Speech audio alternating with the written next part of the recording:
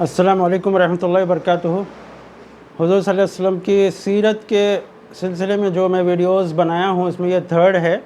अगर आपने first and second नहीं देखी है तो वो भी देख लीजिए ताकि आपके अंदर जो कंटिन्यूएशन बरकरार रहे और सुनने में जो तसलसल है, जो कंटिन्यूएशन है वो कंटिन्यू रहे।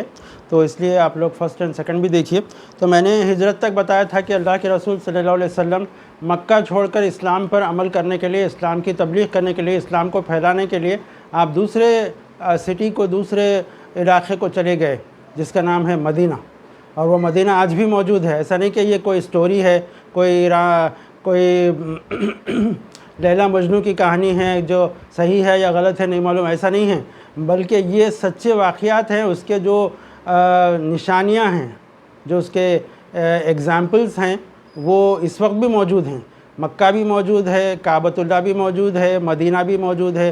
ख़ुद हुज़ूर सल्लल्लाहु अलैहि वसल्लम, हज़रत मोहम्मद सल्लल्लाहु अलैहि वसल्लम का टूम मौजूद है जो ग्रीन कलर का है, जिसको गुंबद खिज़रा कहा जाता है। और लोग जब मक्के को जाते हैं हज के लिए, उम्रा के लिए, उसके बाद मदीना जाते हैं। तो ये तमाम चीज़ें फ़ैक्ट्स हैं, ऐसा नहीं कि ये कुछ झूठी कहानियाँ नौज़ बिल्ला। तो बहरहाल जब हिजरत करके मदीना गए, मक्के में 13 साल तक आप रहे। यानी पहली मरतबा जब आप पर वही आई, आपको पैगंबर बनाया गया, तो उस वक्त आपकी उम्र 40 साल थी और 13 साल तक आप मक्के में रहे, यानी 53 ईयर्स एज रहने तक आप मक्के में रहे।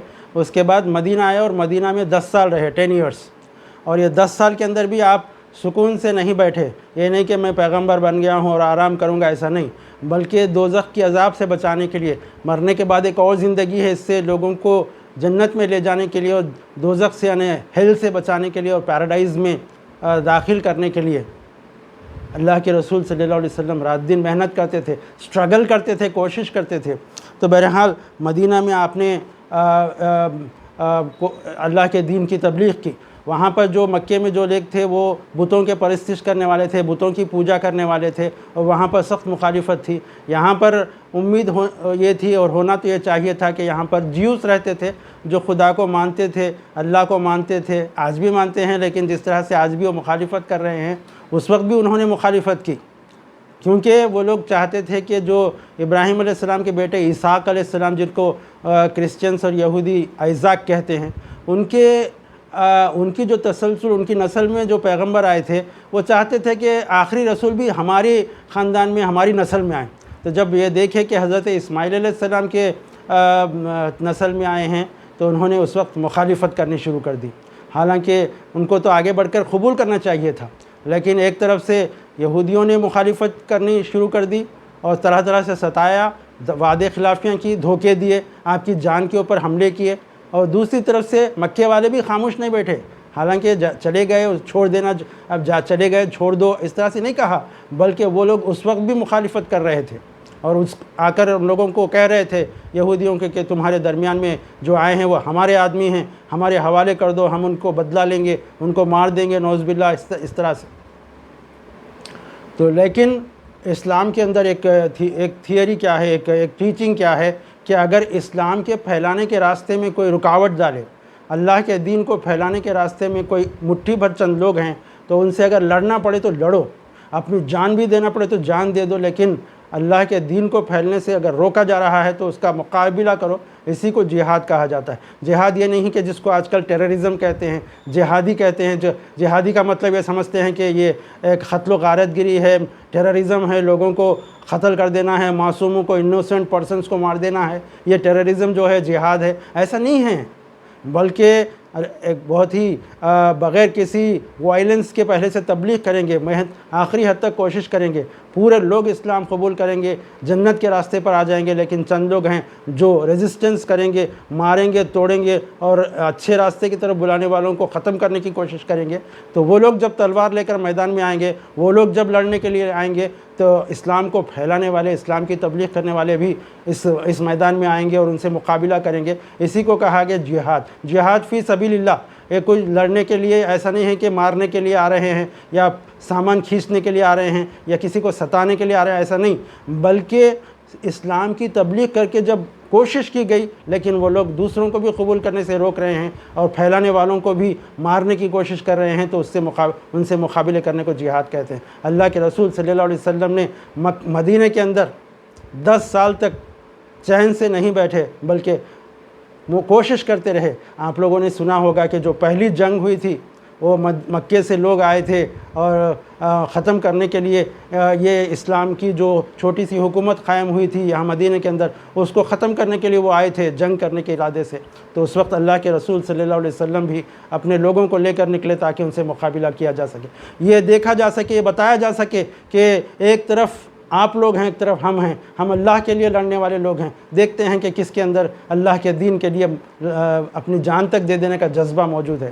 313 لوگ نہایت تھے جن کے پاس، کسی کے پاس تلوار تھی تو کسی کے پاس نیزہ نہیں تھا، کسی کے پاس فلاں تھی، اور دوسری طرف 1000 لوگ تھے مکے سے جو آنے والے، ان لوگوں کے پاس تو تلواریں تھیں، گھوڑے تھے، اونٹ تھے، تمام چیزیں ان کے پاس، لڑنے کے لیے بہت سامان تھا۔ لیکن اللہ کے رسول صلی اللہ علیہ وسلم اور صحابہ کرام کے پاس کچھ زیادہ سامان نہیں تھا، صرف ایک جذبہ تھا، اللہ پر بھروسہ تھا۔ اللہ کے رسول صلی اللہ علیہ وسلم نے پہلے تو پورے لوگوں کو لائن سے کھڑا کر دیا میدان بدر کے اندر، جس کو جنگ بدر کہتے ہیں۔ وہاں پر ایک میدان ہے، وہ بدر کا میدان آج بھی ہے مدینہ کے پاس۔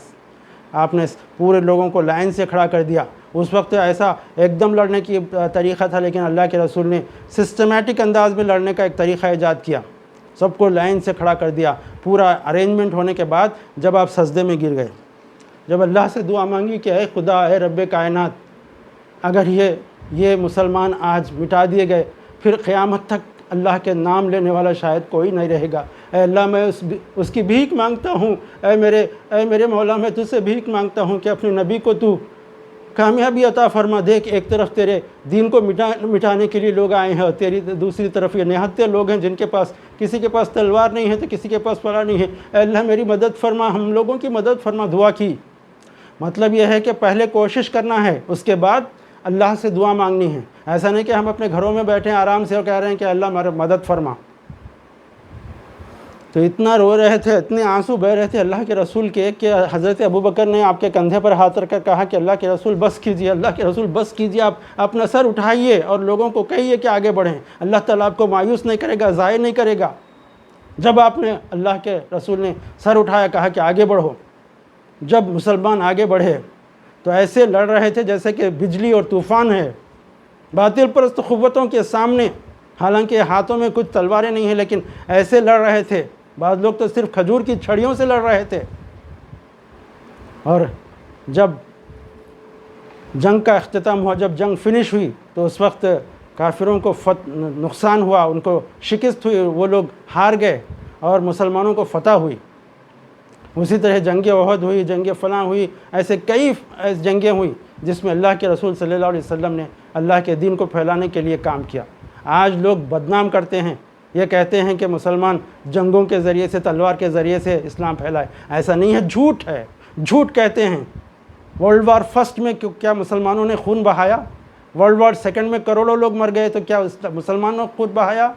تھوڑے سے لوگ جو اللہ کے دین کے لیے لڑنے کے دوران میں قتل ہوئے ہیں، یا خود بھی مارے ہیں اور خود بھی مرے ہیں، اس کو اگر یہ کہیں کہ یہ ٹیررزم تھا اور آج بھی یہ ٹیررزم کر رہے ہیں، تو جھوٹ بات ہے۔ تو ہم کو یہ چاہیے کہ ہم اللہ کے دین کی خدمت کے لیے آگے بڑھیں، اور آج بھی یہ جنگ جاری ہے، قیامت تک جاری رہے گی۔ ایسا نہیں کہ صرف تلواروں سے لڑی جا رہی ہے، بلکہ آج بھی بموں کے ذریعے سے لڑی جا رہی ہے۔ آج ہم دیکھتے ہیں کہ کس طرح سے دنیا کے کونے کونے میں مسلمانوں کا خون بہایا جا رہا ہے، زمین پوری رنگین کر دی گئی ہے مسلمانوں کے خون سے۔ آج آزمائشوں کا دور ہے۔ وہ دشمنی جو حضور صلی اللہ علیہ وسلم سے وہ یہودی کرتے تھے، آج بھی وہ دشمنی باقی ہے۔ آج بھی وہ لوگ مسلمانوں کو، اللہ کے رسول کو ماننے والوں کو مار رہے ہیں۔ لیکن اللہ تعالیٰ کہتا ہے کہ جو اللہ کے راستے میں مارے جائیں ان کو مردہ مت کہو۔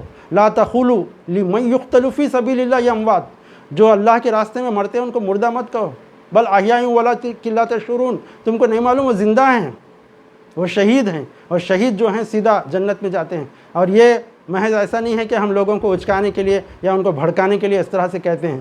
یہ اللہ کا وعدہ ہے، جو سچائی کے لیے کام کرتے ہیں، کسی پہ ناحق قتل نہیں کرتے، بلکہ سچ کے ساتھ، حق کے ساتھ لڑتے ہیں، لڑنے والوں کے ساتھ لڑتے ہیں، مارنے والوں کے ساتھ لڑتے ہیں۔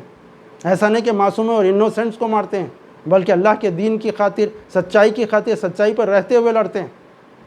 تو بہرحال اللہ کے رسول صلی اللہ علیہ وسلم جب آخری جو معرکہ ہوا، جو مکے کی فتح ہوئی، جس کو فتح مکہ کہتے ہیں، یعنی مکے کے اندر سے لوگوں نے نکال دیا تھا یا ہجرت کر کے آپ صلی اللہ علیہ وسلم چلے گئے تھے، اب جب مکے کی طرف پھر سے واپس آئے، جب دنیا کے تمام قبیلے، بہت سے قبیلے اسلام کے اندر داخل ہو گئے، تو اس وقت جب آپ مکے کی طرف گئے تو آپ نے کوئی قتل و خون نہیں کیا، بلکہ ہزاروں کے جو انسان جو تھے، آپ نے ایک ایسی ترکیب کی حضور صلی اللہ علیہ وسلم نے کہ ایک میدان میں ٹھہر کر سب لوگوں کو کہا کہ رات کے وقت اپنے گھروں کے سامنے آگ جلاؤ۔